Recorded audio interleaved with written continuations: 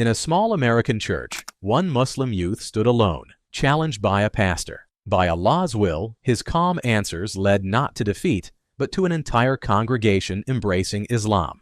It was February 22, 2006. While the world moved on with its busy headlines, in one small town in the United States, an event occurred that no news outlet reported, yet it carried more weight than politics or fame. It was the day an entire congregation of Christians embraced Islam, all because of one young Muslim's patience, knowledge, and trust in Allah.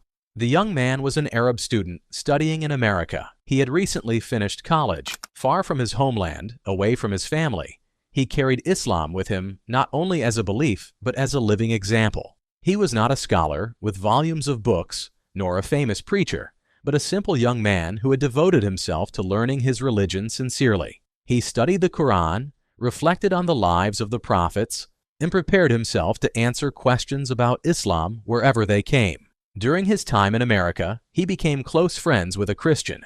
Their friendship was genuine. They laughed, studied, and spoke about life together. Often their conversations turned to religion. The Muslim prayed silently that Allah would guide his friend.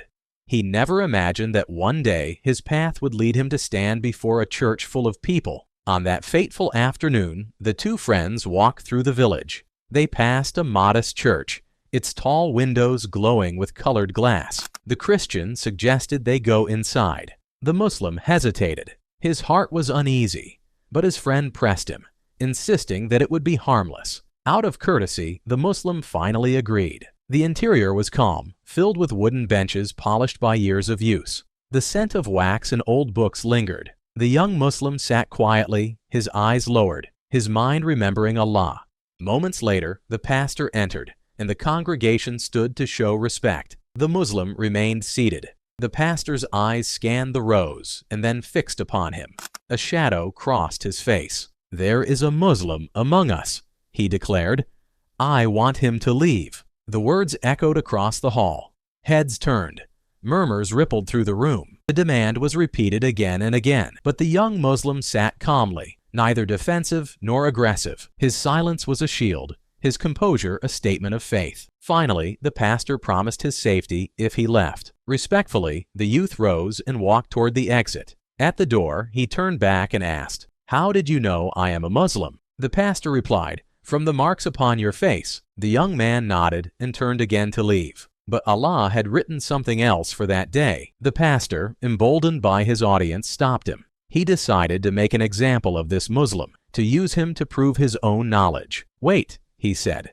"I will ask you 22 questions. Answer them if you can." The congregation stirred. Some leaned forward, eager for entertainment. Others looked doubtful. The challenge had been thrown. The youth stood still, his heart turning toward Allah.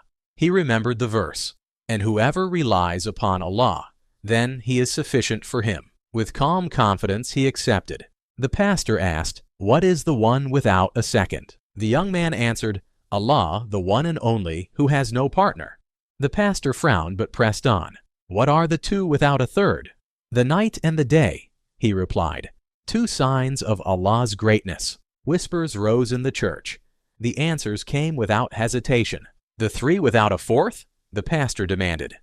The youth spoke of Prophet Musa and Khidr, the ship that was damaged, the boy who was taken, and the wall that was repaired. Three events without a fourth. The four without a fifth. The books revealed by Allah, the Torah, the Injil, the Zabur, and the Quran. The pastor's eyes narrowed. He continued, each question sharper than the last. The 5 were the daily prayers. The 6 were the days of creation. The 7 were the heavens layered above one another. The 8 were the angels who carry the throne of Allah on the day of judgment. The 9 were the miracles given to Musa, his staff, his shining hand, the flood, the locusts, the lice, the frogs, the blood, the years of drought, and the shortage of fruits. The congregation murmured louder now. They looked at one another, astonished. How did this young man know so much? The pastor pressed harder. "What breathes but has no soul?" The youth smiled. "The dawn, as Allah swears in the Quran. By the dawn, as it breathes." Gasps filled the room. His answers were not just clever. Each was rooted in Scripture. The pastor asked who lied but entered paradise. The youth explained Yusuf's brothers, who lied to their father but later repented and were forgiven. The pastor asked what was created without parents. The youth named Adam, created without father or mother. The angels created from light, the she-camel of Salih, and the ram provided to Ibrahim in place of his son. Question after question was answered with clarity. The pastor grew uneasy. His plan to humiliate the Muslim was collapsing. At last, all 22 questions had been answered. The congregation sat in awe. The young Muslim turned to leave, but then stopped and faced the pastor one final time. "You asked me 22 questions, and by Allah's help, I answered them all. Now I ask you only one. Tell me, what is the key to paradise?" The church grew silent. All eyes turned to the pastor. His face paled. His lips trembled. He opened his mouth, then closed it again. The weight of the moment pressed on him. The congregation urged him, voices rising, "Answer him. You asked him so many questions. Now answer his one." Finally, the pastor took a deep breath. His voice was weak, but his words were clear. The key to paradise is to say, "La ilaha illallah, Muhammadur Rasulullah." The effect was like lightning. The congregation gasped. Some covered their faces. Others whispered. But then, as if guided by a single spirit, voices began to rise. "La ilaha illallah, Muhammadur Rasulullah." Men, women, young and old. They repeated the Shahada until the church echoed with it. An entire congregation, who had entered as Christians, declared Islam together. The pastor's attempt to challenge Islam had backfired. Instead, Allah had guided his people.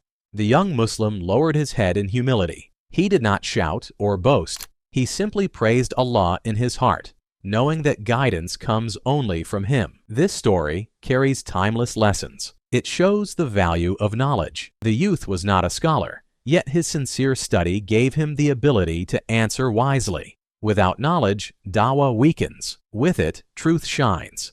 It teaches patience. When insulted, he remained calm. When challenged, he relied on Allah. His composure turned insult into opportunity and hostility into mass guidance. It highlights the power of dawah. One young man, alone in a foreign land, became the cause of dozens embracing Islam. Sincere dawah is not about eloquence or power. It is about truth carried with humility. Above all, it reminds us that guidance belongs only to Allah. A pastor who sought to discredit Islam ended up speaking the Shahada. A congregation that gathered for worship left as Muslims. Truly, Allah guides whom He wills. This story also sheds light on the hunger for truth that exists in every society. In America, where materialism and secularism often dominate, hearts still yearn for meaning. The congregation was not convinced by clever arguments, but by truth that resonated deeply within them. It also reminds Muslims in the West of their responsibility. Many feel isolated or pressured to hide their faith. Yet here is an example of how one Muslim, with courage and sincerity, became a means of guidance for many. Every Muslim living in a non-Muslim land carries this trust, to live Islam with dignity and to share it when Allah provides the chance. The events of February 22, 2006 remain a shining reminder that Islam spreads not by force but by wisdom. Its light shines not by arrogance but by humility, and its strength lies not in numbers but in truth. One young man, standing alone in a church, answered questions with calm faith. In return, Allah made him the means of guiding an entire congregation. This is the miracle of dawah. This is the power of Islam.